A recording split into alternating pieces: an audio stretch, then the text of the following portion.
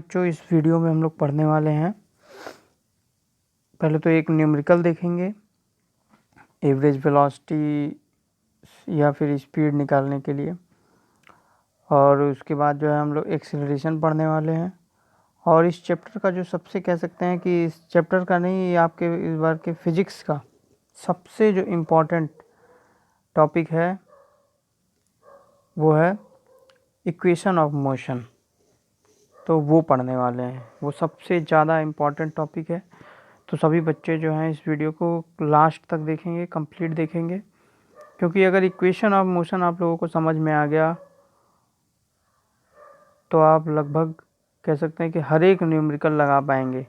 ना सिर्फ पहले चैप्टर का, सभी चैप्टर्स का न्यूमेरिकल आप लोग लगा पाएंगे। तो इसका यूज़ जो है सिर्फ ऐसा नहीं कि इस यूनिट में ही है, और सेकेंड यूनिट में भी इस पे मिलने वाला है, थर्ड यूनिट में भी मिलने वाला है। तो कह सकते हैं कि टोटल सभी चैप्टर्स में इसका यूज़ मिलने वाला है। तो हम लोग इसमें इक्वेशन ऑफ मोशन देखेंगे, लेकिन उससे पहले जो है, जो अभी तक हम लोगों ने पढ़ रखा है उससे जुड़ा हुआ क्वेश्चन एक सॉल्व कर लेते हैं। तो ये एक आप लोगों को क्वेश्चन में दिख रहा होगा फिगर में, एक सर्कुलर ट्रैक है जिसका रेडियस जो है 4 किलोमीटर है। एक सर्कुलर ट्रैक है, सर्कुलर रास्ता है, कह सकते हैं एक पार्क है, समझ लीजिए एक पार्क है जो गोलाकार है। तो इसमें 3 पॉइंट्स मैंने लिख दिया है ए बी सी। तो एक आदमी ए पॉइंट पे है, अब वो चल करके बी पॉइंट पे जाएगा और फिर आगे बढ़ेगा, सी पॉइंट पे जाएगा, है ना। तो हम लोगों को इसमें कैलकुलेट करने के लिए दो चीज़ें कैलकुलेट करनी है। पहले तो कैलकुलेट करना है डिस्टेंस कैलकुलेट करना है, और फिर कैलकुलेट करना है डिस्प्लेसमेंट। ये स्टेटमेंट मैंने नहीं लिखा है, मैंने क्वेश्चंस को आपके सामने एक्सप्लेन कर दिया है। तो सपोज कर लीजिए एक क्वेश्चन है जिसमें एक सर्कुलर ट्रैक है, और उस सर्कुलर ट्रैक का जो रेडियस है वो कितना है, 4 किलोमीटर है। 3 पॉइंट दिख रहा होगा आपको, ये बी पॉइंट है, यहाँ पे ये बी पॉइंट है और ये सी पॉइंट है। किनारे किनारे वो चल रहा है, सर्कल के किनारे किनारे बाउंड्री पकड़ के, या कह सकते हैं उसका सरकमफ्रेंस जो होता है जिसको कहते हैं, उसी पे ये मोशन कर रहा है। तो जब बी पॉइंट पे जाएगा तो डिस्टेंस कितना होगा और डिस्प्लेसमेंट कितना होगा, तो आइए समझते हैं। तो डिस्टेंस आप लोगों को पता है कि जो actual length of the path होती है उसी को डिस्टेंस कहते हैं। जिन लोगों को भी अभी तक डिस्टेंस और डिस्प्लेसमेंट में कन्फ्यूजन है, वो पहले जो पहला वीडियो था हमारा उसको वो देख के आएगा, क्योंकि आप सभी वीडियोस को जब तक नहीं देखेंगे क्रमबद्ध तरीके से, जब तक आप पढ़ाई नहीं करेंगे, तो चीज़ें क्लियर होना थोड़ा सा मुश्किल होगा। तो सभी बच्चे जो है पहले पहला और दूसरा वीडियो ज़रूर देख लेंगे, तब इस पे न्यूमेरिकल पे आएंगे। तो आइए देखते हैं कैसे इसको सॉल्व करेंगे। तो देखिए ए से बी पे जा रहा है ऐसे, तो इसकी जो लंबाई होगी, तो देखिए आप क्लास 8 में सरकमफ्रेंस निकालना पढ़ चुके हैं। सरकमफ्रेंस का फॉर्मूला होता है सर्कल का 2πr, जो सरकमफ्रेंस होता है। सरकमफ्रेंस का मतलब क्या होता है, जो उसकी बाउंड्री है उसकी लंबाई, लेंथ ऑफ द बाउंड्री। जैसे पेरीमीटर होता है रेक्टेंगल स्क्वायर में, उसी तरह यहाँ सरकमफ्रेंस होता है, तो उसमें भी वो क्या होता है, बाउंड्री की लेंथ होती है। इसी तरह यहाँ पे भी बाउंड्री की लंबाई। तो जब बाउंड्री पे चल रहा है तो ए से बी जाने का मतलब ये कह सकते हैं कि बाउंड्री जो टोटल बाउंड्री होगी, जैसे 2πr में क्या होगा, ये पूरा टोटल बाउंड्री निकल जाएगा, टोटल ये गोल चक्कर का पूरा निकल जाएगा। तो ये 1/4 है भाई, सर्किल है ये, ऐसे होता है। तो यहाँ से यहाँ तक 1/4, यहाँ तक आ जाता तो आधा हो जाता, यहाँ तक आ जाता तो 3/4 हो जाता, है ना।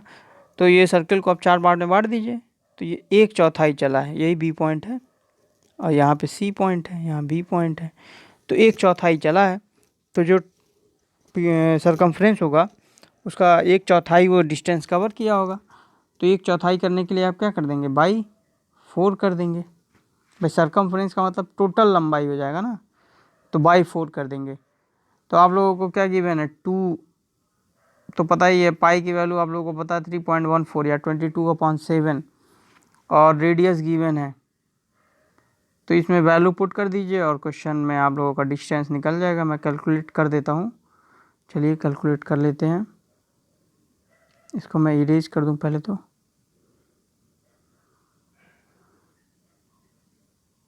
हाँ, तो देखिए इसमें कैलकुलेट करेंगे तो ये हो जाएगा 2 × 1 मिनट में इसको भी इरेज ही कर दूँगा, आप लोग फार्मूला ज़रूर लिख लीजिएगा।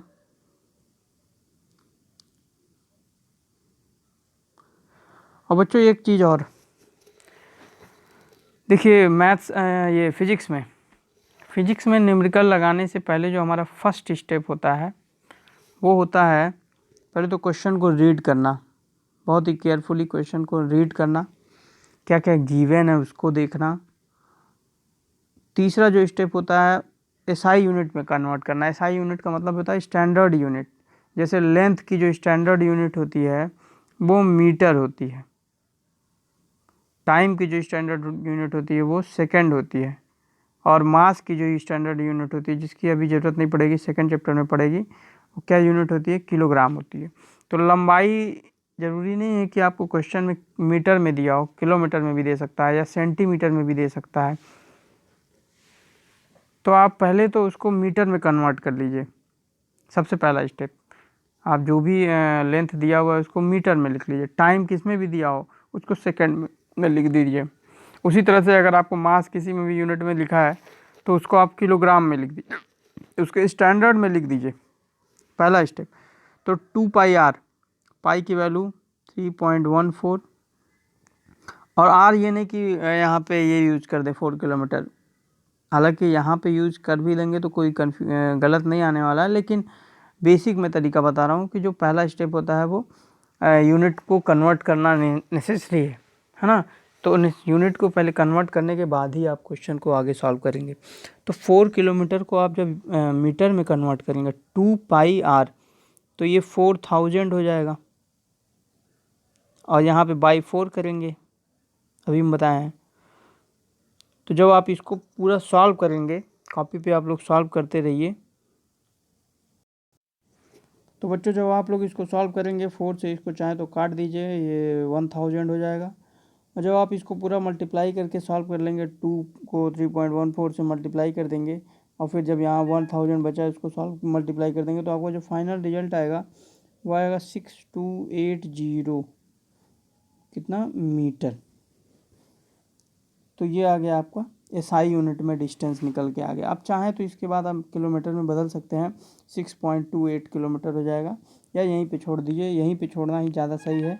अगर आपको क्वेश्चन में गिवन ये लिख रहा है कि भाई डिस्टेंस को आप किलोमीटर में निकालिए, तभी आप किलोमीटर में बदलेंगे, नहीं तो आप एसआई यूनिट में ही जो फाइनल आंसर देंगे।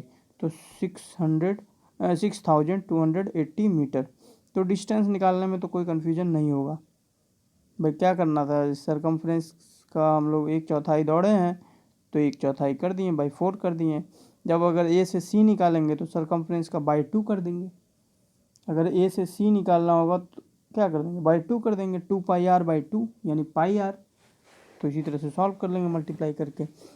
असली जो मामला यहाँ फंसता है वो है डिस्प्लेसमेंट निकालने का। तो डिस्प्लेसमेंट कैसे निकालते हैं ये देखिए। डिस्प्लेसमेंट कैसे निकालेंगे ये हम लोग देख लेते हैं।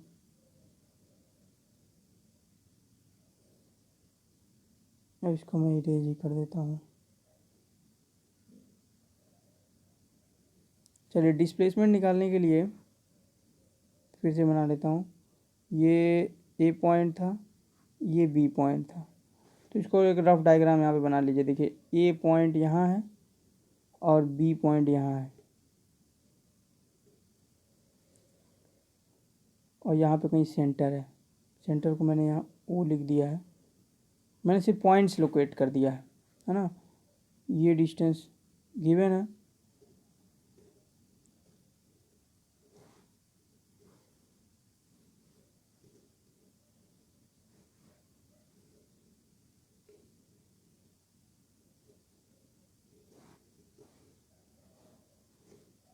ये ए पॉइंट,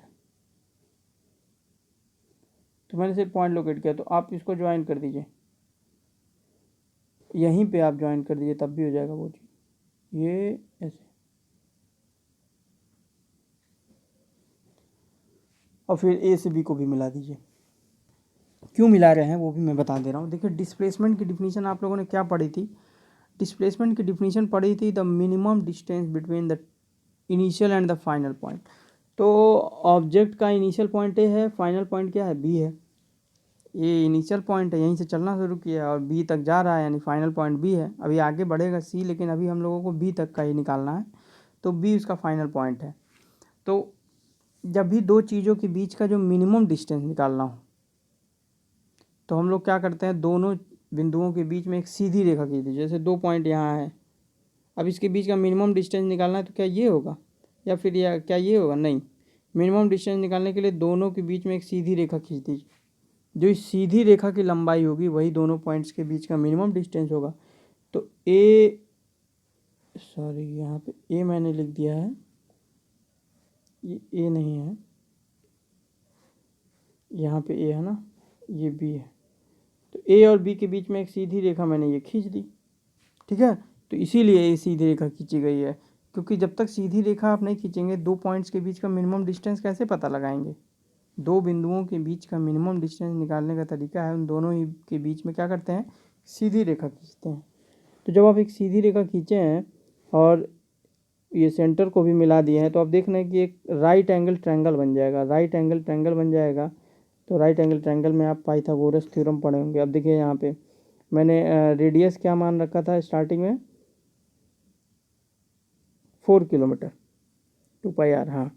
तो 4 किलोमीटर मैंने मान रखा था, तो ये तो 4 हो जाएगा, ये भी 4 हो जाएगा, ये भी तो रेडियस ही है, ये भी तो रेडियस ही है, तो 4 ये भी हो जाएगा, 4 ये भी हो जाएगा। अब ये क्या है, हाइपोटेनस।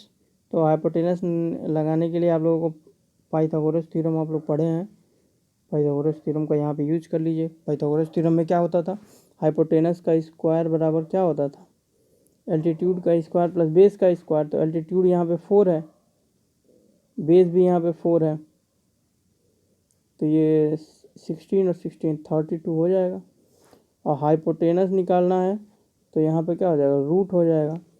तो आप इसको सॉल्व कर सकते हैं, डेसिमल में आएगा, और नहीं तो आप रूट में ही छोड़ दीजिए। तो ये लगभग जो है 16 टू जाते हैं, ये 4√2 हो जाएगा, 4√2 किलोमीटर। ये इसको मीटर में बदल दीजिए, 1000 से मल्टीप्लाई कर दीजिए।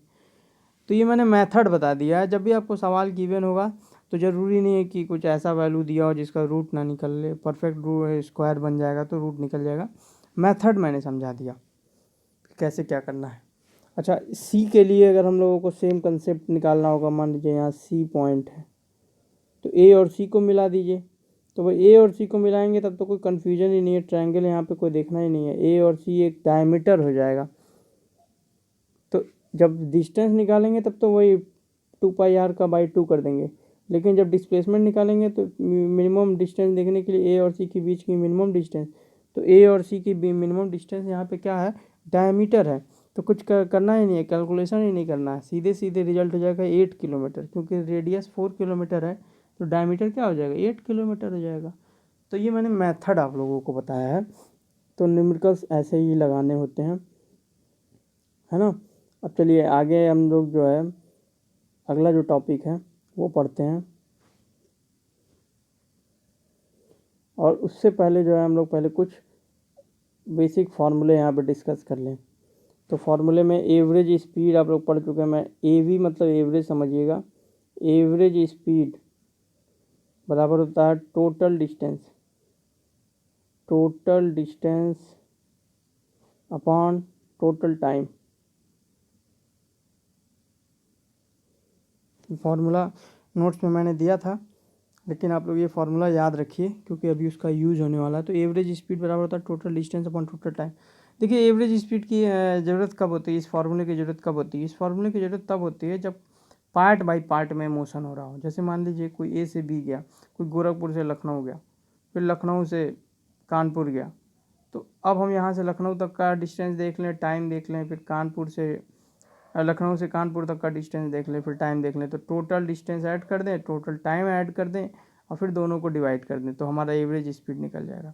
तो एवरेज स्पीड तब निकाला जाता है जब पार्ट में मोशन हो रहा हो। कोई ऑब्जेक्ट ए से बी गया, बी से सी गया, एवरेज स्पीड निकाली, तो पहले ए और बी के बीच का डिस्टेंस और बी से सी का टोटल ऐड कर दीजिए, टाइम टोटल ऐड कर दीजिए। तो एवरेज स्पीड का ज़रूरत तब पड़ेगा जब मोशन क्या हो रहा होगा, पार्ट बाय पार्ट हो रहा होगा। कहीं कोई जो है ऑब्जेक्ट कहीं से कहीं गया, फिर वहाँ से फिर आगे गया, लेकिन अगर सीधे एक ऑब्जेक्ट एक जगह से दूसरी जगह गया है तो एवरेज स्पीड नहीं निकालेंगे, तब तो वहाँ सीधे सीधे क्या निकाला जाता है, स्पीड निकाला जाता है। और एवरेज स्पीड कब निकाला जाएगा, जब मोशन पार्ट बाय पार्ट में। उसी तरह एवरेज वेलोसिटी का जो फार्मूला होता है, एवरेज वेलोसिटी का जो फार्मूला होता है, तो ये जब भी वेलोसिटी देखते हैं तो डिस्टेंस की जगह पे सिर्फ क्या हो जाता है, डिस्प्लेसमेंट हो जाता है। तो फार्मूला बन जाएगा total displacement upon total time. या एक उसका और भी फार्मूला होता है,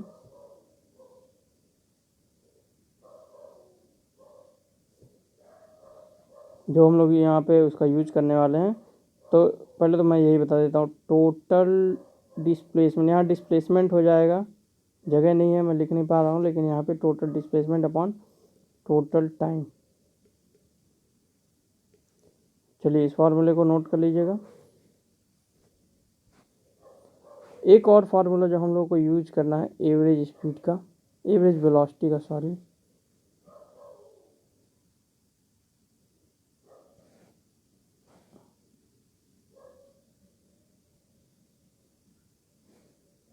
u प्लस वी अपॉन 2। अब यहाँ u v क्या है, तो यहीं से कहानी शुरू होती है। देखिए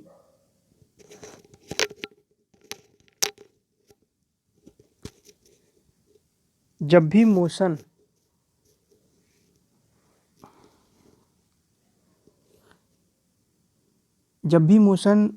एक्सेलरेटेड मोशन हो रहा हो, यानी कहने का मतलब ये है कि अगर मोशन ऐसा हो रहा हो जिसमें वेलोसिटी जो है चेंज हो रही हो, और जितने भी मोशन होते हैं वो एक्सेलरेटेड मोशन ही होते हैं। जैसे कहने का मतलब ये है, आप साइकिल चला रहे हैं और आपको लगा आपने घड़ी देखा, नहीं नहीं अभी तो लेट होने वाला है, तो आप क्या करेंगे, स्पीड अपनी बढ़ा देते हैं। तो यानी जब स्पीड चेंज हो रही हो मोशन के दौरान, जब स्पीड मोशन के दौरान चेंज हो रही हो, तो उस मोशन को कहते हैं एक्सेलरेटेड मोशन। बाइक आप चला रहे हैं, आपको लेट हो रहा है, तो आप एक्सेलरेटर दबाते हैं। एक्सेलरेटर नाम क्यों रखा गया है, क्योंकि एक्सेलरेटर करता क्या है, वेलोसिटी को बढ़ा देता है, आपकी स्पीड को बढ़ा देता है।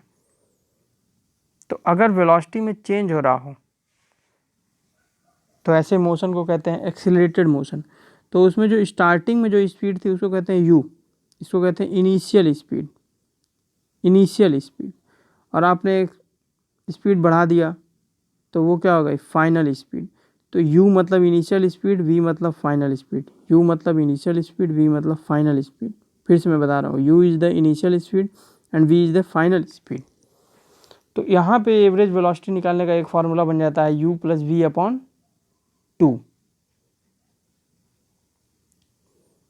u plus v upon 2। और ये कब यूज होगा, जब स्पीड जो है चेंज हो रही हो। चलिए नेक्स्ट,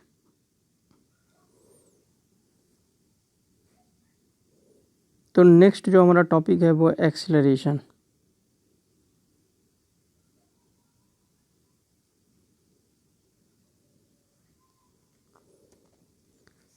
तो एक ऐसा मोशन जिसमें स्पीड चेंज हो रही है, वेलोसिटी चेंज हो रही है। देखिए स्पीड और वेलोसिटी में दोनों ही टर्म यूज कर रहा हूँ स्टेटमेंट में, तो कंफ्यूज नहीं होना है भाई। स्पीड और वेलोसिटी में सिर्फ एक ही फ़र्क है, डायरेक्शन का। स्पीड में कोई डायरेक्शन नहीं बताया जाएगा, जैसे 40 kilometre per hour is the speed and 40 kilometre per hour in not direction is the velocity. Clear हो रहा है। अगर हम उसके साथ एक एग्जैक्ट दिशा बता देते हैं, एक एग्जैक्ट दिशा बता देते हैं कि ऑब्जेक्ट इसी दिशा में जा रहा है, तो वो क्या कहलाता है, वो वेलोसिटी हो जाती है। तो मैं स्पीड बोलूँ वेलोसिटी बोलूँ, कोई बहुत फ़र्क नहीं है, बस मैग्नीट्यूड का कोई फ़र्क नहीं है यहाँ पे। फ़र्क सिर्फ जो है किसका है, डायरेक्शन का है। तो अभी हम लोग यहाँ पे एक्सेलरेशन होता है क्या है ये देखते हैं। तो सपोज कर लीजिए किसी ऑब्जेक्ट का स्पीड जो है u है, मतलब इनिशियल स्पीड u है, और उसने एक्सेलरेटर लिया है और स्पीड बढ़ के हो गई v। अच्छा एक चीज़ और, एक्सेलरेटर का मतलब ये नहीं होता कि स्पीड हमेशा बढ़ना ही। अगर स्पीड घट रहा है, मान लीजिए ब्रेक उसने अप्लाई कर दिया, उसकी स्पीड पहले 40 थी और फिर उसने ब्रेक अप्लाई किया और इसकी स्पीड घटने लगी 20 हो गई, तो ये भी एक तरह का एक्सेलरेटेड मोशन ही कहलाएगा। यानी स्पीड में चेंज होना, अगर स्पीड में चेंज हो रहा हो, स्पीड में बदलाव हो रहा हो, तो वो मोशन क्या कहलाएगा, एक्सेलरेटेड मोशन कहलाएगा। और इसको क्या कहते हैं, एक्सेलरेशन होना कहते हैं।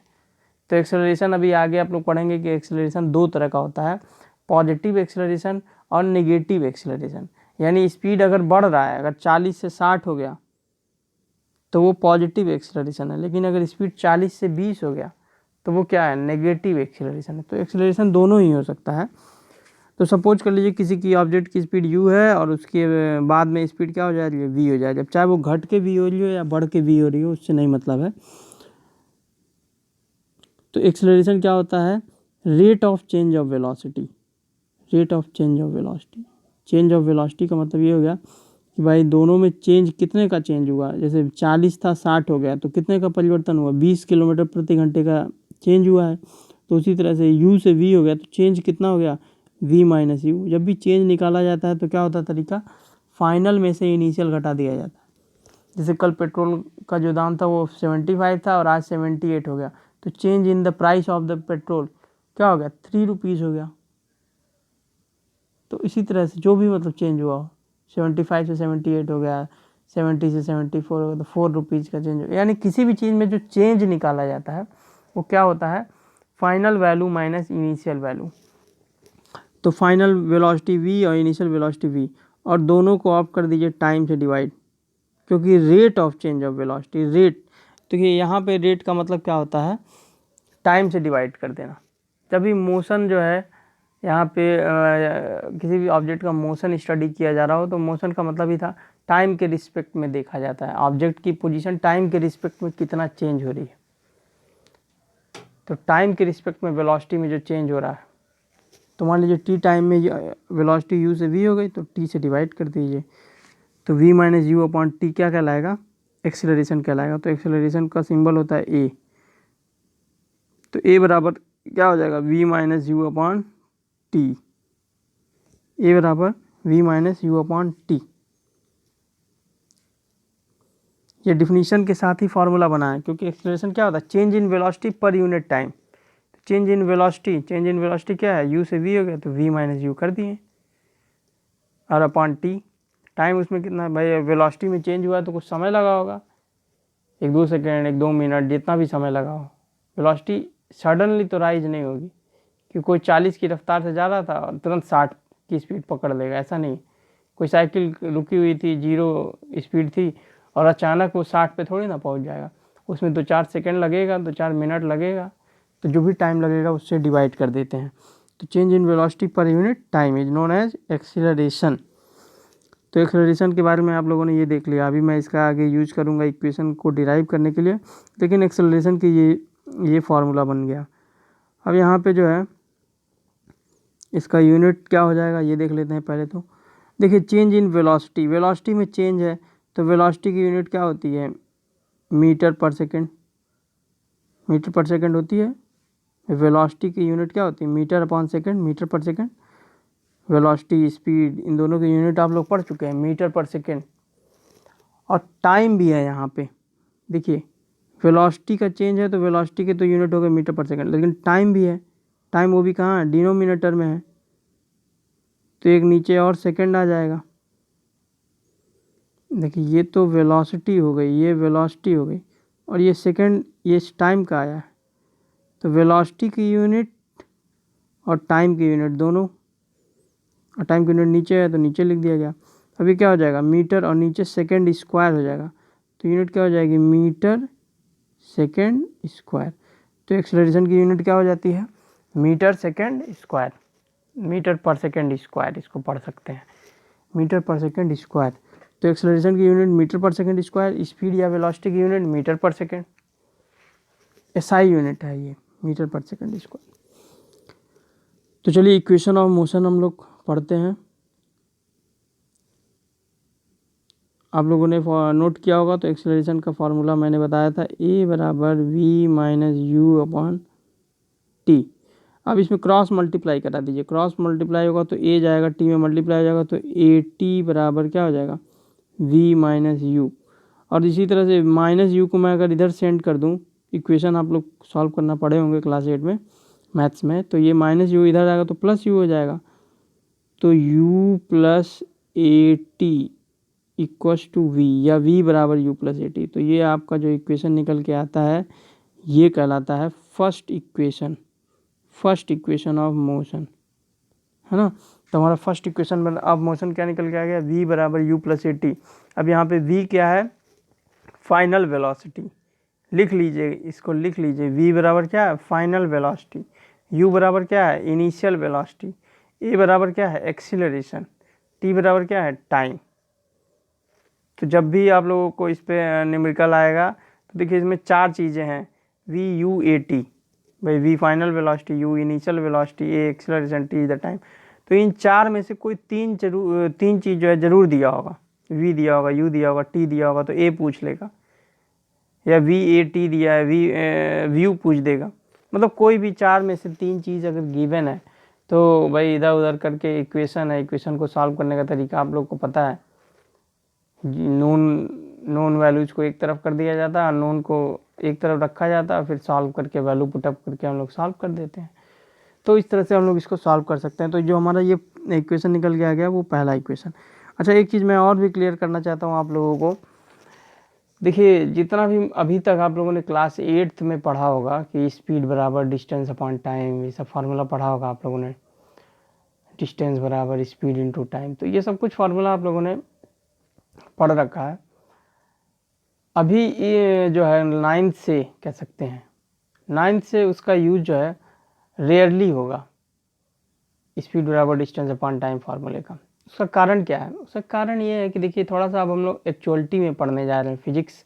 अब यहाँ से अभी तक जो है एक्चुअलिटी, थोड़ा बहुत साइंस आप लोग पढ़ते थे, लेकिन अब थोड़ा सा नज़दीक से जानेंगे हम लोग चीज़ों को। तो देखिए आप ये बताइए, कोई भी एक ऐसा मोशन बताइए जो यूनिफॉर्म होता हो एक्चुअल लाइफ में, कुछ छोड़ दिया है, जैसे घड़ी का मोशन छोड़ दीजिए, घड़ी का मोशन तो है यूनिफॉर्म, लेकिन अगर इस घड़ी के मोशन को छोड़ दिया जाए, अर्थ के मोशन को छोड़ दिया जाए, तो जितना हम लोग डेली लाइफ में मोशन करते हैं, चाहे कोई गाड़ी चल रही है, कार चल रहा है, मोटरसाइकिल चल रही है, बाइक चल रहा है, साइकिल चल रही है, या हम खुद पैदल चल रहे हैं, तो आप देख पाएंगे कि कभी आप एक कंटिन्यूअस एक रफ्तार से नहीं चलते हैं, हमेशा आपकी रफ्तार बदलती रहती है।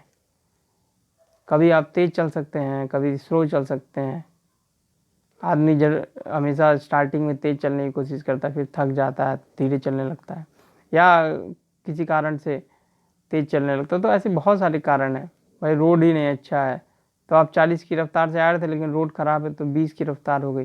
तो जो जनरली जो मोशन होते हैं, या जो एक्चुअल में मोशन होते हैं, जो एक्चुअल में मोशन इंसान परफॉर्म करता है, ह्यूमंस के द्वारा जो भी मोशन परफॉर्म किया जाता है, वो कैसा मोशन होता है, 99.99% केस में, मैं 0.01% केस मान लेता हूँ कि ये कोई ऐसा मोशन कर रहा है जो भाई उसे गाड़ी का जो कांटा है वो 40 पे ही टिका हुआ है और वो दूर तक मोशन करने लगा। ऐसा रेयर ऑफ द रेयर होगा। कोई कितना भी अपना स्पीड मेंटेन करने की कोशिश करेगा, कभी सडनली कुछ आ गया रास्ते में तो उसको ब्रेक अप्लाई करना पड़ेगा, यानी स्पीड में चेंज आ जाएगा, वेलोसिटी में चेंज हो जाएगा। तो जो जनरली जो भी हम लोग मोशन करते हैं तो वो कैसा मोशन करते हैं, एक्सेलरेटेड मोशन करते हैं। तो जब भी न्यूमेरिकल लगाएंगे तो उसमें स्पीड बराबर डिस्टेंस अपॉन टाइम का फार्मूला नहीं लगाएंगे। अब से हम लोग हमेशा ये वाला फार्मूला लगाएंगे। अगर क्वेश्चन में ऐसा लिखा है कि उसकी स्पीड में चेंज हो रहा है, इनिशियली स्पीड u थी, फाइनली स्पीड v हो गई, कुछ ऐसा गिवन है तो नहीं। अगर क्वेश्चन में लिख रहा है कि body is moving at A speed of 90 kilometre per hour and travels A distance, तो फिर उस केस में तो कोई दिक्कत नहीं। अगर स्पीड एक ही दे रखी है और उसमें कह भी नहीं रहा है कि मोशन एक्सेलरेटेड मोशन हो रहा है, तो आप जो है नॉर्मल जो फार्मूला जानते हैं वो यूज करेंगे। लेकिन आपको जो 90% से ज़्यादा न्यूमेरिकल मिलने वाला है आगे इसी चैप्टर में, वो आप लोगों को एक्सेलरेटेड मोशन का मिलने वाला है, क्योंकि एक्चुअल में जो मोशन होता है वो एक्सेलरेटेड मोशन ही होता है। वेलोसिटी में चेंज ज़रूर होता है, और जब भी वेलोसिटी में चेंज होगा तो आप स्पीड बराबर डिस्टेंस अपॉन टाइम फार्मूला कैसे लगाएंगे। भाई 2 स्पीड है, 4 स्पीड दिया है, तो कैसे आप हर वक्त स्पीड बदलती जा रही है, तो स्पीड बराबर डिस्टेंस अपॉन टाइम, तो कौन सी स्पीड रखेंगे, तो नहीं रख पाएंगे। तो वहाँ पे आप लोग जो सॉल्व करेंगे क्वेश्चंस को, वो इस इक्वेशन से सॉल्व करने वाले हैं। तो इसीलिए मैंने कहा है कि ये बहुत ही इंपॉर्टेंट जो है कह सकते हैं कि फार्मूला है। नोट कर लीजिए, v बराबर u प्लस ए टी, और रट्टा मार लीजिए।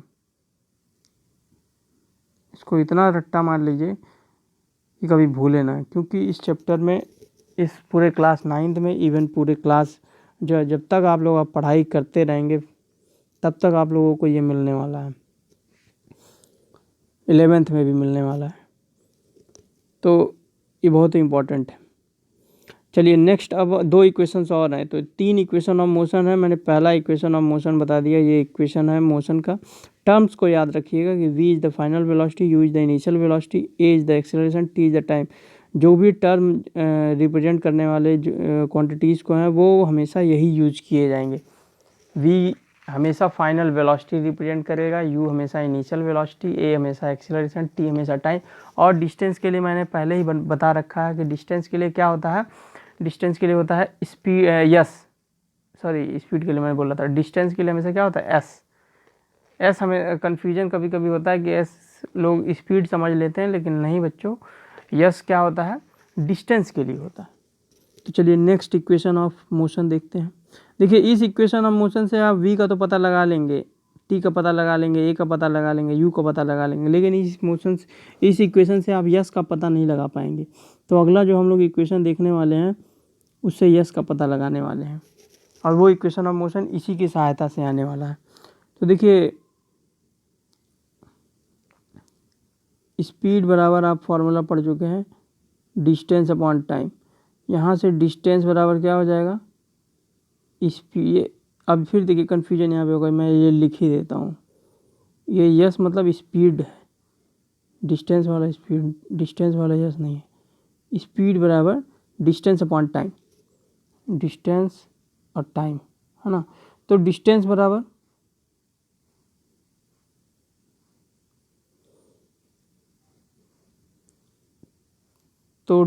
बराबर क्या हो जाएगा बच्चों, मल्टीप्लाई होगा तो speed into time, speed into time या वेलोसिटी इंटू टाइम। अभी मैंने बोला देखिए यहाँ पे जब हम लोग न्यूमेरिकल्स ये लगाएंगे या डेरिवेशंस करेंगे तो स्पीड और वेलोसिटी में कोई बहुत चेंज यहाँ पे नहीं रखना है ना। क्योंकि जब भी हम लोग डायरेक्शंस, जब हम लोग वैल्यू लिखेंगे तब तो वहाँ डायरेक्शन लिख देंगे, लेकिन कैलकुलेशन करते समय या डेरिवेशन करते समय स्पीड और वेलोसिटी में कोई फ़र्क नहीं होता है, दोनों ही का मैग्नीट्यूड सेम रहता है।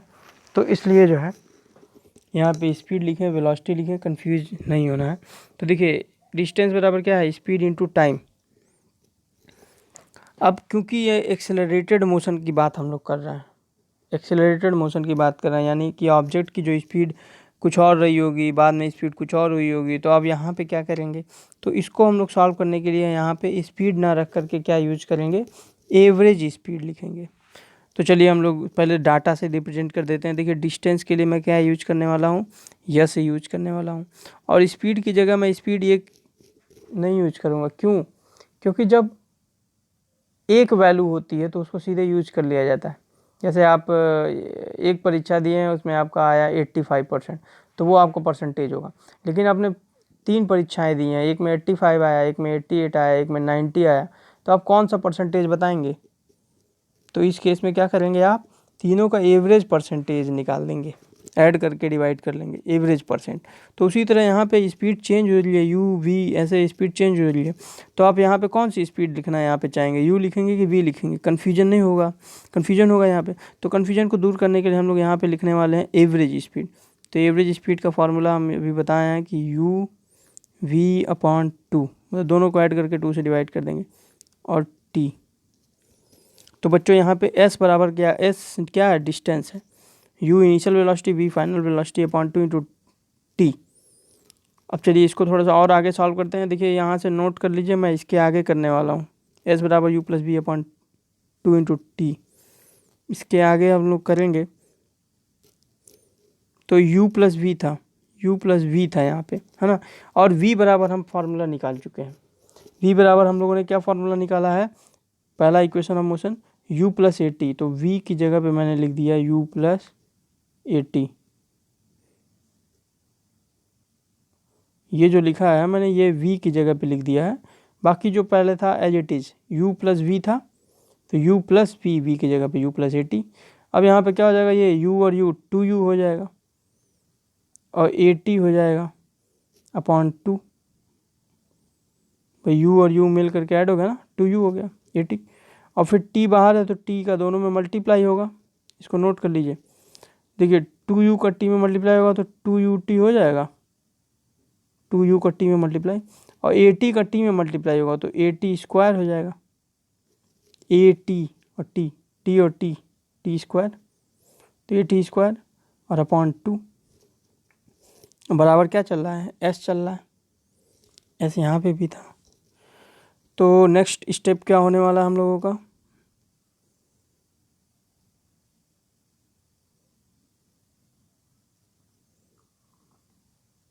चलिए नेक्स्ट स्टेप में हम लोग क्या करेंगे, ये जो 2 है दोनों डिवाइड कर देते हैं, s बराबर हो जाएगा ये 2ut अपॉन 2, भाई 2 नीचे है तो दोनों को डिवाइड करेंगे ना इससे, और 80 स्क्वायर, थोड़ा सा मैं रफ कर दूं इसको,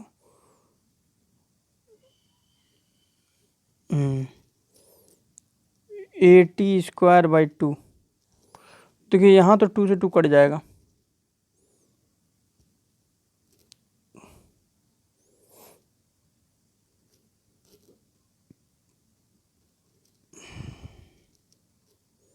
यहाँ 2 से 2 ये कट गया, तो फाइनली क्या बचा, यस बराबर यू टी बाई 2 से 2 कट गया, और यहाँ नहीं कटेगा तो इसको मैं ऐसे लिख दिया हूँ। अब ये 1 कहाँ से आ गया है, तो देखिए ज़्यादा दिमाग लगाने की ज़रूरत नहीं है, 1 को नहीं भी लिखेंगे तो हम लिखेंगे 80 स्क्वायर बाई 2, क्योंकि 1 से किसी नंबर में मल्टीप्लाई करने में, डिवाइड करने में कोई उस नंबर में चेंज नहीं आता है। 2 है, 2 को आप 1 से मल्टीप्लाई कर देंगे तो क्या बदल जाएगा, क्या नहीं, 2 ही रहेगा ना। 1 से डिवाइड कर देंगे तब भी क्या वो बदल जाएगा, नहीं। तो हम इसीलिए 1/2, ताकि ये थोड़ा सा एक तरह से रटने में आसान हो जाता है, बोलने में आसान हो जाता है। तो इक्वेशन, सेकेंड इक्वेशन हमारा निकल गया, यस बराबर U T plus half A T square, जहाँ यस क्या है, डिस्टेंस है, यू क्या है, इनिशियल वेलोसिटी, टी क्या है, टाइम है, ए क्या है, एक्सेलरेशन है, ये भी टी क्या है, टाइम है, यहाँ टी स्क्वायर है, याद रखिएगा। यस बराबर U T plus half A T, कई लोग लिख देते हैं हाफ ए टी स्क्वायर, तो रट्टा देखिए यहाँ पे मारना पड़ेगा, इक्वेशन ऑफ मोशन रट्टा मार लीजिए। पहला इक्वेशन निकाला वी बराबर यू प्लस ए टी, दूसरा यस बराबर U T plus half A T square. अब इस फॉर्मूले का यूज करके जब क्वेश्चन में हमें यू गिवन होगा, टी गिवन होगा, एक्सेलरेशन गिवन होगा, तो हम लोग डिस्टेंस निकाल देंगे। तो देखिए कौन से इक्वेशन का यूज करना है ये डिपेंड करता है कि हमें गिवन क्या है और निकालना क्या है, दोनों ही चीज़ों को देखना होगा। तो क्वेश्चन को हम लोग जब ध्यान से पढ़ेंगे और उसमें हमें यस निकालने के लिए कह रहा है तो ये फार्मूला यूज कर सकते हैं। इसके अलावा भी एक फार्मूला है जिससे यस निकाला जा सकता है, उसको भी हम लोग देखेंगे। देखिए जब ए दिया होगा, टी दिया होगा, यू दिया होगा, तो यस निकालने के लिए ये फार्मूला यूज करेंगे। अगले वाले में फार्मूले में देखेंगे कि उसमें टी नहीं होगा, तो अगर टी नहीं दिया होगा तो फिर जो अभी तीसरा इक्वेशन मैं निकालने वाला हूँ उसका यूज करेंगे। तो आइए देखते हैं तीसरा इक्वेशन कैसे निकालने वाले हैं, इसको नोट कर लीजिए। और तीसरा इक्वेशन भी मैं यहीं पे इसी के आगे बता देता हूँ। तीसरे इक्वेशन में हम लोग को करना क्या है, देखिए पहला इक्वेशन हम लोगों ने पढ़ा है v बराबर यू प्लस ए टी, है ना। तो इसको मैं पहले अभी इरेज कर दूँ। अब मैं तीसरा इक्वेशन निकालने की तरफ आगे बढ़ रहा हूँ। तो तीसरा इक्वेशन निकालने के लिए करना क्या है, इस इक्वेशन में से t की वैल्यू निकालिए। देखिए t निकालना है, सब कुछ आप इधर सेंड कर दीजिए, तो u इधर आएगा तो माइनस हो जाएगा, और ये मल्टीप्लाई है, इधर आएगा डिवाइड हो जाएगा। भाई जो प्लस था वो इधर गया माइनस हो गया, जो मल्टीप्लाई था इधर आया डिवाइड हो गया। तो टी की मैंने वैल्यू निकाल दी है। अब इस टी की वैल्यू निकाल करके जो आप फार्मूला निकाले हैं, यस बराबर U T plus half A T square, ये फार्मूला निकाले हैं ना, तो यहाँ पे टी है और यहाँ पे टी है, तो दोनों जगह पे हम टी की ये वैल्यू जो निकाले हैं वो ले आ करके यहाँ पे क्या कर देंगे, पुटअप कर देंगे। तो पुट कर देते हैं अगले में। हाँ टी की वैल्यू अब याद रखिए, टी की वैल्यू क्या है, ये वी माइनस यू अपॉन ए, ये वैल्यू ला करके हम लोग दूसरे इक्वेशन में पुट कर देंगे। तो चलिए पुट कर देते हैं। तो फार्मूला हम लोगों ने पढ़ा है यस बराबर यू टी, तो टी की जगह पे हम लोग क्या लिखने वाले हैं, v minus u upon a, v minus u upon a अभी यही निकाले टी की वैल्यू, क्या था यू टी था ना, यू टी, तो टी की जगह पर टी की वैल्यू पुट कर दिया, प्लस हाफ ए और टी स्क्वायर यानी वी माइनस यू अपॉन, एक मिनट, ए का होल स्क्वायर। देखिए यहाँ पे टी की वैल्यू हमने पुट कर दिया। जो हम लोगों ने second equation of motion proof किया है उसमें हम लोगों ने कुछ नहीं किया है, बस क्या किया है, टी की जगह पे टी की वैल्यू पुट कर दिया। और टी की वैल्यू कहाँ से निकाले हैं, पहले इक्वेशन ऑफ मोशन से निकाले हैं। अब इसको आप लोगों को मैथमेटिकली जैसे आप सॉल्व करते हैं सॉल्व करेंगे, तो सॉल्व करेंगे। देखिए यहाँ पे कन्फ्यूजन बहुत होता है, इसलिए मैं वी को थोड़ा अलग बना देता हूँ। ये वी है ये, क्योंकि अभी आपका सब मिक्स हो जाएगा, वी यू सब एक ही में हो जाएगा, इसलिए मैं वी को थोड़ा अलग लिख दिया हूँ। तो ये बाहर है तो दोनों में मल्टीप्लाई होगा, तो ये हो जाएगा यू वी, और यू का यू में मल्टीप्लाई होगा यू स्क्वायर। अच्छा यहाँ पे ए वी हो जाएगा, और क्या हो जाएगा,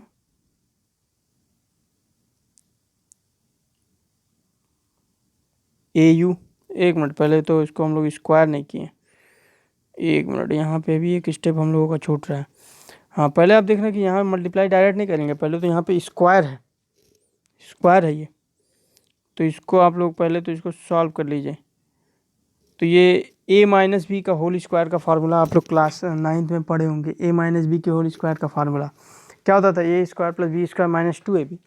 तो ए स्क्वायर यानी वी स्क्वायर यू स्क्वायर, मतलब a square plus b square होता है ना, तो a square plus b square minus 2ab, minus 2u v, और नीचे तो ए है, ए का भी स्क्वायर है तो ए स्क्वायर।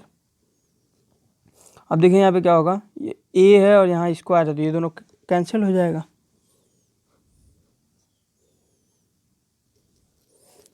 तो अगले स्टेप में क्या होने वाला है, थोड़ा सा जगह यहाँ पे कम है, इसलिए जो आप लोगों को थोड़ा सा नोट करते रहना होगा, नहीं तो फिर सब मिक्स हो जाएगा। यहाँ पे तो सिर्फ मैंने मल्टीप्लाई कर दिया यू भी, और यू से यू मल्टीप्लाई होगा यू स्क्वायर। अब ये यहाँ पे डिनोमिनेटर आ गया है ए, और यहाँ पे देखिए ए से जब ये कट गया तो अभी ये डिनोमिनेटर यहाँ पे क्या बचा, 2a बचेगा। भाई ये 2 यहाँ पे बचा है और ये a यहाँ पे बचा है, 2 तो यहाँ बचा है ना, हाफ वाला 2 यहाँ बचा है और a वाला a यहाँ पे बचा है ना। तो u v minus u square. तो आप लोगों को पता है कि a और 2a का एलसीएम लेंगे तो क्या आएगा, 2a हो जाएगा। तो नेक्स्ट जो है मैं इसको इरेज ही कर देता हूँ ऊपर वाला।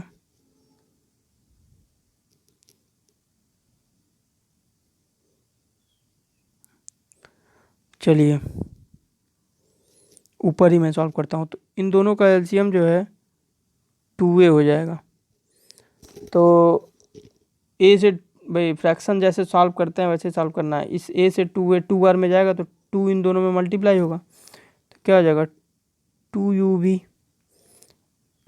2u स्क्वायर प्लस, और यहाँ पे इसका डिनोमिनेटर 2a हो जाएगा।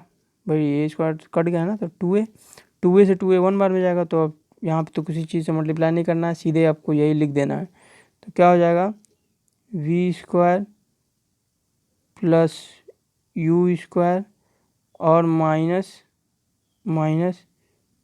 2uv। चलिए अभी हम लोगों का आगे ये सॉल्व हो जाएगा।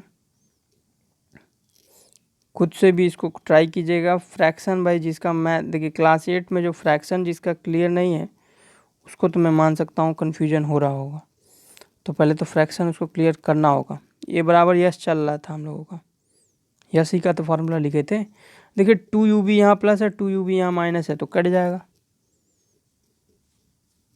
और यहाँ पे माइनस 2u स्क्वायर है और यहाँ प्लस यू स्क्वायर है, जैसे माइनस 2x प्लस एक्स तो क्या हो जाता था, माइनस एक्स हो जाता था। तो इसी तरह minus 2u square plus u square, तो यू स्क्वायर हो जाएगा, माइनस यू स्क्वायर हो जाएगा तो माइनस यू स्क्वायर। और देखिए वी स्क्वायर यहाँ है, वी स्क्वायर, वी को मैंने थोड़ा सा मोड़ दिया है, और अपॉन क्या था 2a, और यहाँ क्या था s, क्रॉस मल्टीप्लाई करा दीजिए। तो जब क्रॉस मल्टीप्लाई कराएंगे ये तो 2a जाएगा, यस में मल्टीप्लाई हो जाएगा, तो फार्मूला क्या हो जाएगा 2as बराबर v square minus u square, cross multiply हुआ है।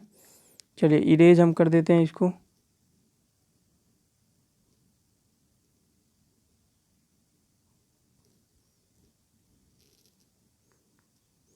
तो इस फॉर्मूले को थोड़ा सा और ढंग से लिख देते हैं। ये माइनस यू स्क्वायर को आप इस तरफ भेज दीजिए, तो वी स्क्वायर बराबर ये माइनस यू स्क्वायर इधर आएगा तो प्लस हो जाएगा, plus u square plus 2s।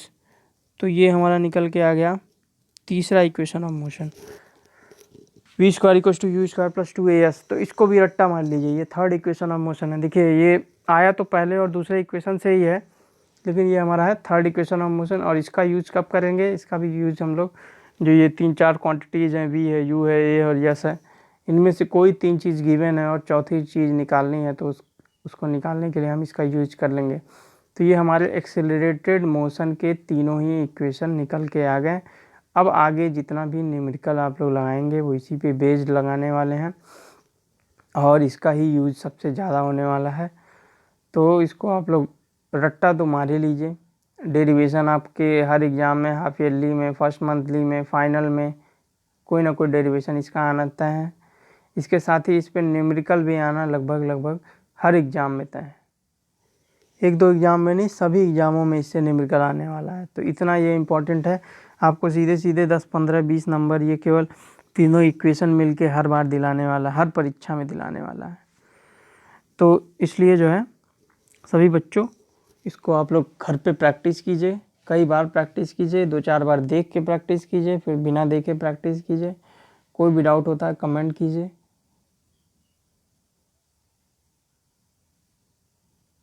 और नेक्स्ट जो है हम लोग इस पे अब प्रैक्टिस करेंगे न्यूमेरिकल्स का। अगले वीडियो में मैं इस पे न्यूमेरिकल लगा करके आप लोगों को दिखाऊंगा कैसे सवाल लगाने होते हैं।